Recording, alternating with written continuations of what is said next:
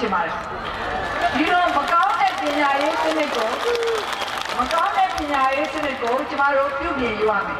ကျမတို့ပညာရေးစနစ်ကဘွဲသာပေးပြီးတော့အလုံးမပေးနိုင်တဲ့စနစ်မျိုးဖြစ်နေတယ်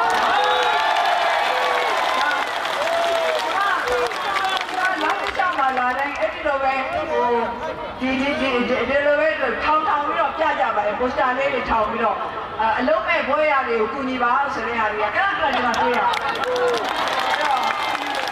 အလုံးမဲ့ဘွဲရဆိုတာဟာနိုင်ငံရဲ့ပညာရေးစနစ်မကောင်းတာကိုလည်းပြတယ်နိုင်ငံရဲ့စီးပွားရေးစနစ်မကောင်းတာကိုလည်းပြနေပါတယ်ဒါကြောင့်ကျမတို့ဟာစီးပွားရေးဘက်မှာပဲဇောင်းပေးလို့မရပါဘူးတချို့တွေကဘယ်လိုထင်လဲဆိုတော့ဒီနိုင်ငံကစီးပွားရေးကောင်းသွားလို့ရှိရင်နိုင်ငံခြားကနေပြီးတော့ရင်းနှီးမြှုပ်နှံမှုတွေရသွားလို့ရှိရင်အားလုံးအဆင်ပြေသွားမယ်လို့ထင်ကြပါတယ်အဲ့ဒီလိုမဟုတ်ပါဘူးတကယ်နိုင်ငံအတွက်အရေးကြီးတာဟာပညာရေးပါပဲဒါမှမဟုတ်ကျွန်မခဏပြောတယ်ကျွန်မတို့ရဲ့ခေတ်မှာလောကီရရန်သူမျိုး၅ပါးဆိုတာဟာလောကအတိတ်ပဲနဲ့မတူဘူးတရားစတဲ့အတိတ်ပဲနဲ့မတူဘူးပေါ့နော်ရေဆိုတာရေမလုံလောက်တဲ့ရန်ကိုကျမတို့ကာကွယ်ရမယ်။မိဆိုတာလက်စမိမလုံလောက်တဲ့ရန်ကိုကျမတို့ကာကွယ်ရမယ်။မင်းဆိုတာတော့အာဏာရှင်အစိုးရတွေရဲ့ရန်ကိုကျမတို့ကာကွယ်ရမယ်။နောက်တော့ကိုမချစ်မနစ်တဲ့သူအဲ့ဒါကြောင့်ကျမတို့အချင်းချင်းမေတ္တာပွားခြင်းအပြင်ဒီလိုမချစ်မနစ်တဲ့သူတွေရဲ့ရန်ကနေပြီးတော့ကာကွယ်ရမယ်။ခိုးသူဆိုတာတော့မတရားသဖြင့်ပြည်သူတွေရဲ့ပိုင်တဲ့ပစ္စည်းတွေကိုလူယူခြင်းမှာကာကွယ်ရမယ်။ဒါကျမတို့ဟာအမျိုးသားအောင်ပွဲနေ့မှာအောင်ပွဲခံကျင်နေဆိုလို့ရှိရင်ကိုဖကိုရုန်းကန်မယ်ကိုဖကိုစူးစမ်းမယ်ဆိုတဲ့စိတ်ဓာတ်တွေကိုမွေးမြူကြပါ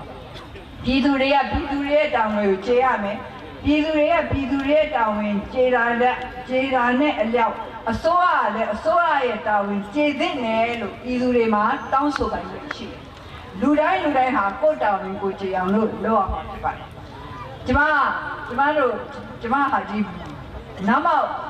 အနွယ်ရနေပြီးတော့မွေးဖွားလာလို့ကျမအင်တာမဂုဏ်ယူတယ်နမောက်လိုနေရာမျိုးဟာဂုဏ်ယူလောက်တဲ့နေရာလို့ကျမဒီလိုပဲသတ်မှတ်တယ်တစ်သက်လုံးကျမဟာဒီနေရာနေပြီးတော့ပေါက်ပွားလာတယ်ဆိုတဲ့အတိနဲ့ကျမမရ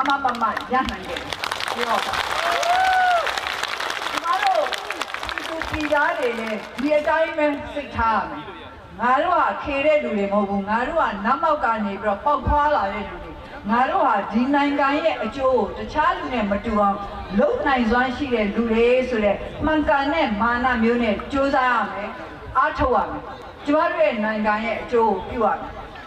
ကျမလမ်းမှာရှောက်လာလို့နားမလာလို့ဟာတချို့ကနေပြီးတော့ကျမ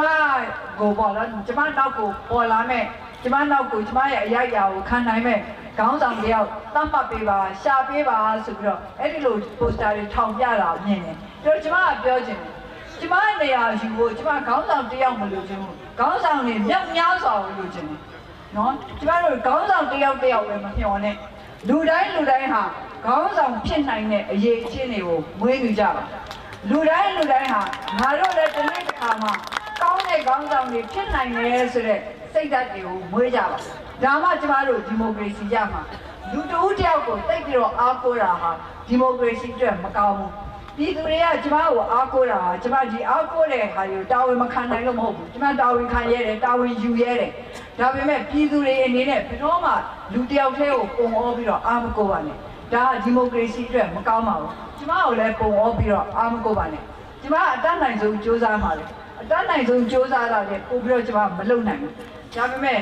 ဒီမိုကရေစီပေါ်မှာစေတနာရှိလို့ပြည်သူပေါ်မှာစေတနာရှိလို့ကျမသတိပေးပြတယ်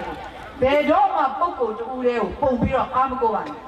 ယုံကြည်တာပဲဒါနဲ့အားမကိုးပါနဲ့ကိုအားကိုးပါကျ ကျမတို့ပြည်သူတွေကကိုအားကိုတဲ့ပြည်သူတွေဖြစ်ပါစေဒါကြောင့်မလို့ကျမတာဝန်မယူနိုင်တာမဟုတ်ပါဘူးတာဝန်ယူရမယ်ပြည်သူတွေရဲ့ကောင်းကျိုးအတွက်ကျမဒီဟာကိုသတိပေးတာပါဒီလိုလူတဦးတယောက်ကိုအားကိုတဲ့အကျင့်ဖြစ်သွားလို့ရှိရင်တိမ်တစ်ခါမှအားမကိုတဲ့တဲ့သူကိုအားကိုမိသွားလိမ့်မယ်အားမကိုတဲ့တဲ့လူကိုအားကိုမိသွားတဲ့အခါကျရင်ကျမတို့တိုင်းပြည်ဒုက္ခရောက်ပါလိမ့်မယ်ဒါကြောင့်မလို့ဘယ်တော့မှလူကြီးကြောက်လို့အားမကိုပါနဲ့